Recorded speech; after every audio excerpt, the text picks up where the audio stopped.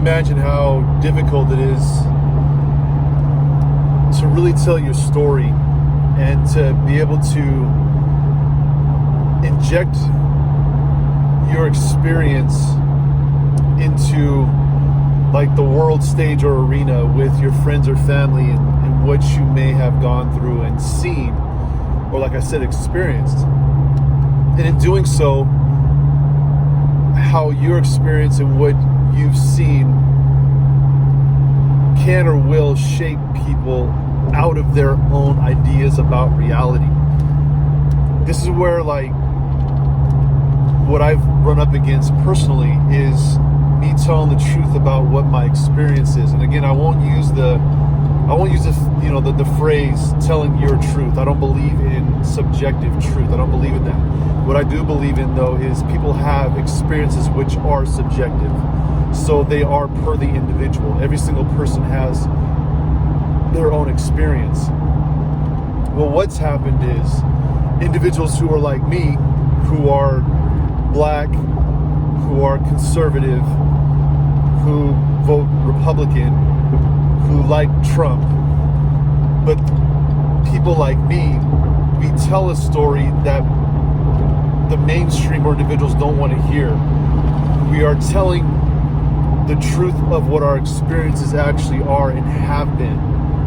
And the deal is, people don't want to hear that because it doesn't fit that big, bold narrative that's out there about what black men are supposed to believe, say, think, and act and feel like. It just doesn't fit. And the sad part about it is, imagine what kind of color we bring into life just by being able to tell what our stories are, being able to say, hey, this is what we've seen, versus just shutting us down. And that happened yesterday. Okay, so I talked about guns and masks in a different post, and I got trolled. Now, and the thing is what's hard for people to understand is, for a year, I've actually been doing a study, like a small little study, on when it is that I get censored by Facebook, and when it is that my posts get censored. And what ends up happening, and I don't want to give away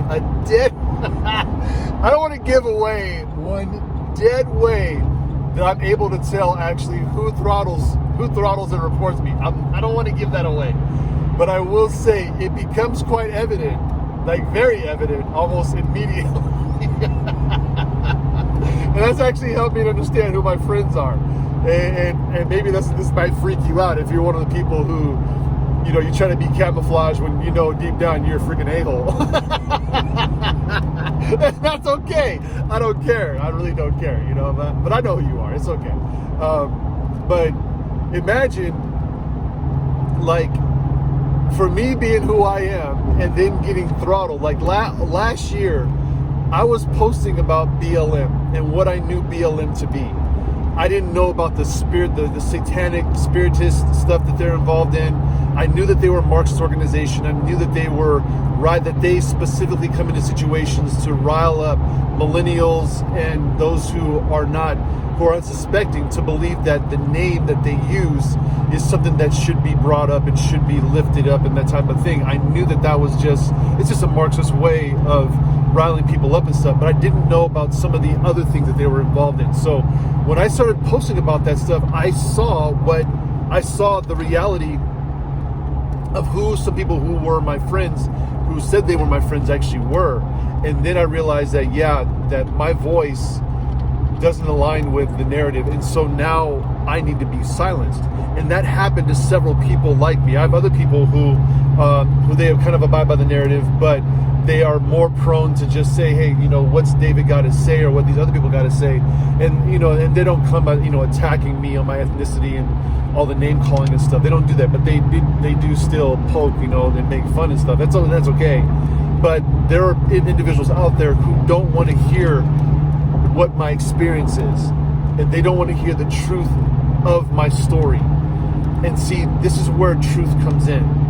You can't negate the truth. okay? But all you can do is you can cover it up. You can try to put a blanket over it. This is like when people talk about, the rug of all your shenanigans. It ends up piling up so high that it can't be hidden anymore. So, when you throw things underneath the rug, or you put things in the closet or whatever, okay? It's like the truth about a circumstance can only be hidden for so long before the circumstances start to pile up and it falls out from out the closet, it falls out from underneath the rug. It makes itself known. That's actually what's happened with black males who don't abide by the narrative, black females who don't abide by the narrative.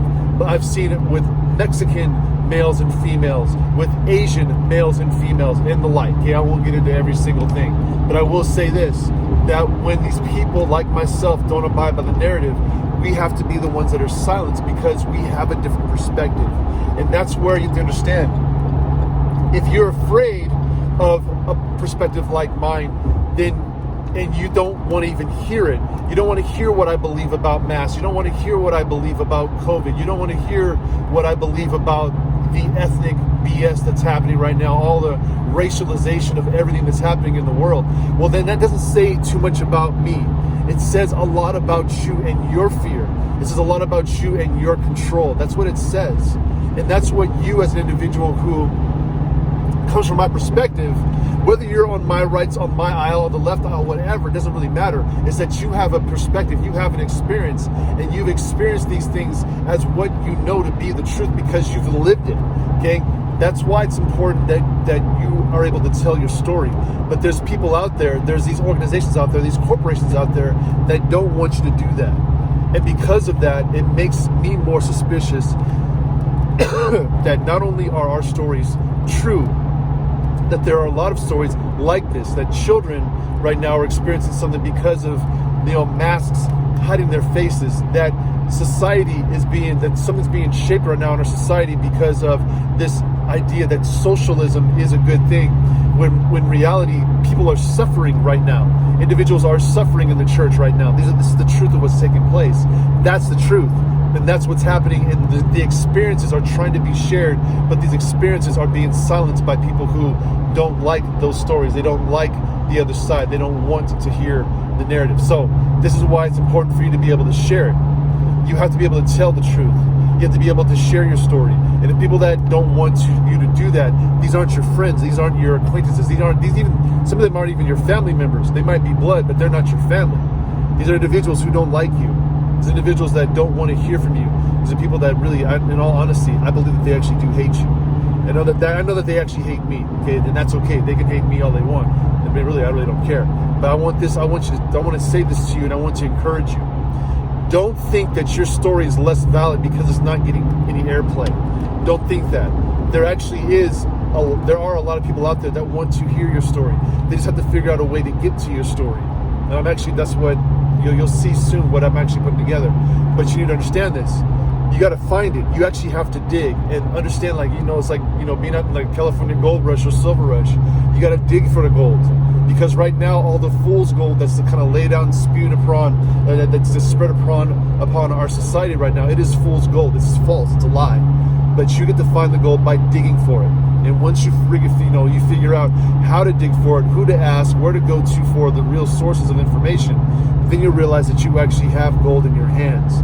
You actually have the truth in your hands. And the people that want to hide the truth, that want to negate your story or want to shout down what you have to say, those people are in ultimate fear because their ideas are turning out to be a bunch of crap. Their opinions are turning out to be completely false. And those people, they think that they're more relevant because they abide by the mainstream. When in reality, what they're showing is they're not only irrelevant, they're not only irrelevant, but they are highly insecure. Highly insecure. Take care.